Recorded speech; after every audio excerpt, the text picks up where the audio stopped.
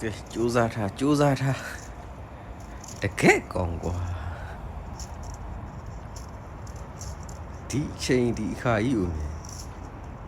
နော်ဒီရေထဲကိုဆင်းရတယ်လို့ရေခဲပြမောဖတ်တာရေခဲပြမောဖတ်တာကြွတ်နဲတော့ဟာကြီးမို့တွေ့ကြီးတယ်မအေးဘူးလားမသိဘူးရေခဲပြမောကဲကောင်းအေးလို့ငြိမ်းနေတာဖတ်တာကြည့်ပါဦးဗျာတကယ်ကောင်းမိုင်းနဲ့3လောက်ရှိတယ်အေးတတ်ကြရေထဲဆင်းကူอ่ะယူနေတာကြောင်တောင်ကြွတ်စဒီကြွတ်ဖြစ်တယ်ကြွတ်ရလည်းကြီးတယ်လုံးစီကြွတ်ချားတယ်ကောင်းနေဆိုကြီးတယ်ဒီကြွတ်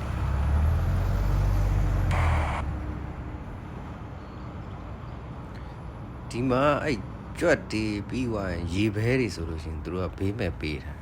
ဥပဒေလည်းထုတ်တာကောင်းတွေကိုဖမ်းတာတို့စားတာတို့ဆိုလို့ရှိရင်ဖမ်းခံရတယ်။ဟိုကြောင့်ဟိုနှင်းကြတယ်ကျွန်တော်တို့မိချောင်းကြတယ်။ဥပမာတကယ်ကောင်းပါဒီလောက်အေးနေရ